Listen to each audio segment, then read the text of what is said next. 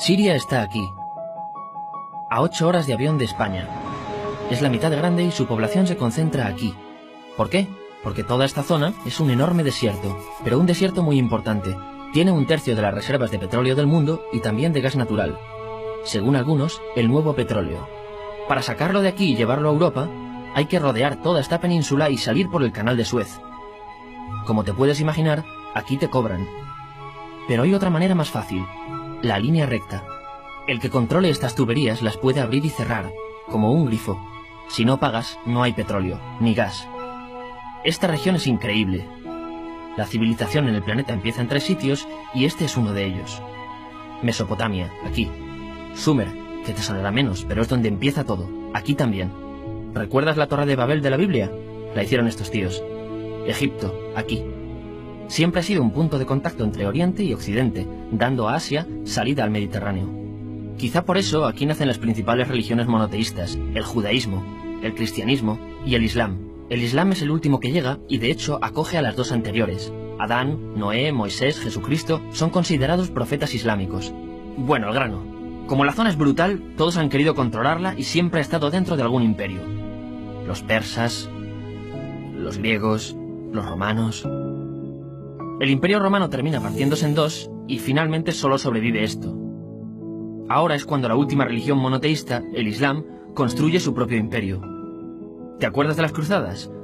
Bueno, pues son los europeos cristianos intentando recuperar esta zona de la que estamos hablando. Los últimos en llegar son los turcos, que ojo, no vienen de Turquía, sino de muy lejos en Asia, junto con Gengis Khan. Lo conquistan todo y fundan el Imperio Otomano. El Imperio Otomano se queda ahí hasta la Primera Guerra Mundial. 600 años. Cuando acaba la Primera Guerra Mundial, aparecen pequeños países donde antes estaba el Imperio Otomano. Y por primera vez vemos a Siria en un mapa. Hasta ahora la habíamos dibujado para no perdernos. ¿Y quién se inventa estos países? Bueno, lo que te voy a contar es alto secreto. O lo era en 1916. Este súper secreto se llama Acuerdo de Sykes-Picot. Los franceses y los ingleses no podían derrotar solos al Imperio Otomano. Solo podían si les apoyaba la gente que vivía dentro. En su mayoría árabes. ¿Cómo se los ganaron? Pues les prometieron la Gran Arabia, un país solo para ellos. El único problema es que era un timo. Antes de seguir, recuerda una cosa. Los árabes son un pueblo, pero no una religión. O sea, un árabe puede ser musulmán, puede ser cristiano, y antes del Islam parece que hubo tribus árabes con tradiciones judías. Bueno, pues a los árabes no les dieron ese único país que les habían prometido. En su lugar, franceses y británicos crearon muchos países pequeños. Estos países, obviamente, no eran países de verdad, sino zonas bajo su control, con gobernantes puestos por ellos. Durante este tiempo hacen lo que quieren con la zona. Recuerda que hay petróleo. Siria, aunque no tiene grandes reservas, tiene fácil salida al mar. Y Francia, que es la que se ha quedado con Siria, se lo da a compañías extranjeras. Después de la Segunda Guerra Mundial, los europeos se van. En el caso de Siria, son echados a patadas. Pero antes de irse, crean otro estado, Israel. No es el momento de hablar de ello, pero es un estado muy polémico que sus vecinos no reconocen. La prueba es que nada más irse los británicos, todos estos estados lo atacan. La zona, a partir de ahora, va a ser una bomba de relojería. Y mientras, ¿qué pasa en Siria? Bueno, pues no es muy estable. Tiene golpes de estado constantes. En esa época, aparece en Siria una ideología que se hace con el control y se expande por el mundo árabe, el Ba'ath. Esta ideología mezcla el antiguo sueño de una sola nación árabe con ideas socialistas. Y algo muy importante, es laica, o sea que no es religiosa. Siria se llega a unir con Egipto, un país con el que no tiene frontera. Pero no es algo raro, muchos de estos países intentan hacerlo también. Como recordarás, a esta gente se le había prometido un solo país y las ganas las seguían teniendo. Pero la unión falla. En este tiempo, Egipto les convence para nacionalizar el petróleo. En Siria, Al-Assad, el padre del Assad de ahora, se convierte en jefe del estado Ba'ath. En Irak, también Ba'ath, comienza a ganar fuerza Saddam Hussein. Las diferencias entre ambos países dividen a los partidos Ba'ath de otros países en pro-Siria o pro-Irak. Ahora ocurre la Guerra Fría. El mundo se divide en 2. O eres de Estados Unidos o de la Unión Soviética. Son años muy movidos en los que se pegan constantemente con Israel, invaden su vecino Líbano y comienza una oposición islamista al régimen Ba'ath de Assad. Los hermanos musulmanes. Vale, volvamos atrás un momento. Recuerdas que la mayoría de árabes eran musulmanes, ¿verdad? Bueno, pues dentro de los musulmanes hay 2 ramas fundamentales. Suníes, la mayoría, y chiíes. En el caso de Siria, a pesar de ser un estado laico, los gobernantes como Assad y los jefes militares eran chiíes, los cuales representan menos del 13%. En cambio, casi el 70% de la población es suní. Un dato curioso es que los cristianos son casi el 10%. Que los chiíes controlen el gobierno y ejército mosquea a la población suní, y ese sentimiento es aprovechado por los hermanos musulmanes, islamistas radicales suníes.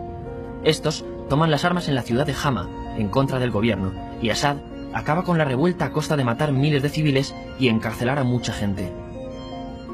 En el año 2000, Assad padre muere, y le sucede Assad hijo. Ante las presiones, libera a muchos presos, trae internet y esperanzas de cambio. Hay un periodo de gran debate político y aparece la oposición. También vuelven los hermanos musulmanes. Los siguientes años son difíciles. Arrestan a la oposición. Y Bush incluye Siria en el eje del mal, y esto la aísla. Está mal visto negociar con Siria. Los kurdos, un pueblo que vive repartido por varios países de la zona, comienzan a protestar también. Hay represión y muertos. En 2011, te sonará esto, ocurre la Primavera Árabe. ¿Qué es esto? Bueno, es una protesta que se va propagando por todos los países árabes pidiendo más democracia. Como ves, el mundo árabe, a pesar de estar dividido en países, tiene tendencias generales. Cuando llega a Siria, Assad hijo termina usando el ejército y en los enfrentamientos mueren unas 1000 personas.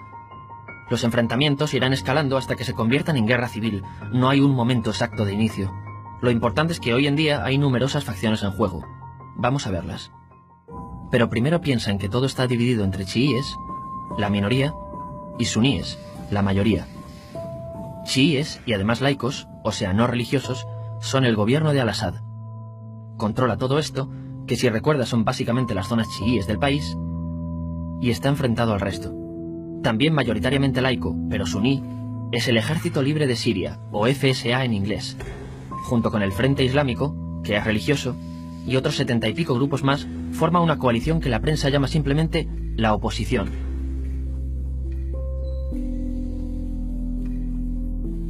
También suníes e islamistas, pero radicales, son Al-Nusra, llamados Al-Qaeda en Siria porque son básicamente eso, Al-Qaeda en Siria. Otros islamistas radicales son el ISIS o Estado Islámico. Salen de Al-Qaeda en Irak, controlan la mayor parte de Siria e Irak y se han hecho famosos por sus atrocidades. Su objetivo teórico impacta a muchos. Es un Estado Islámico a lo largo de Asia, África y Levante. Aunque a ti ya te suena, ¿verdad? En naranja tenemos al pueblo kurdo, que recordarás porque el presidente Al-Assad lo reprimió, al igual que gobiernos de países próximos también lo hacen. Ahora controlan militarmente esta zona. Antes de terminar, repasemos los apoyos internacionales a fecha de octubre de 2015. Las fuerzas de Al-Assad son apoyadas por Rusia, que ya tenía base militar en el país antes del conflicto, Irán y China. Todos son países de lo que Europa llama Oriente. En contra de Assad, apoyando a la llamada oposición, luchan Estados Unidos, Turquía, Francia, Gran Bretaña y Arabia Saudí. Podemos terminar con algunas conclusiones. Te advierto que esto ya es pura opinión. Si recapitulamos, vemos que la región es estratégica. Por su situación privilegiada, todos la quieren. Siria siempre ha estado bajo el paraguas de grandes imperios. Piensa que hace 100 años la actual Francia era Francia. Gran Bretaña era Gran Bretaña. Pero es que hace 200 también, y hace 300 también, y hace 400 también. En cambio, Siria solo es Siria desde hace menos de 100 años, y solo se gobierna a sí misma desde hace poco más de 50. Además, jamás decidieron sus fronteras, se las impusieron. Europa dividió Oriente Medio a su antojo para controlarlo, diseñando países sin tener en cuenta su población. Muchos historiadores dicen que todo pueblo tiene la necesidad de manejar su propio destino, pero estos ingredientes que hemos visto juegan en contra de proyectos como la Siria Ba'ath, que encima usa la represión para mantenerse. En última instancia, lo que producen es una guerra civil. En este contexto no es extraño que aparezcan actores que se alimenten de la desesperación, el sentimiento suní de opresión y la visión de Occidente como invasor. ISIS usa la identidad árabe y la mitología de antiguos imperios. Cuando quieras entender el presente, pregúntate, ¿y el pasado?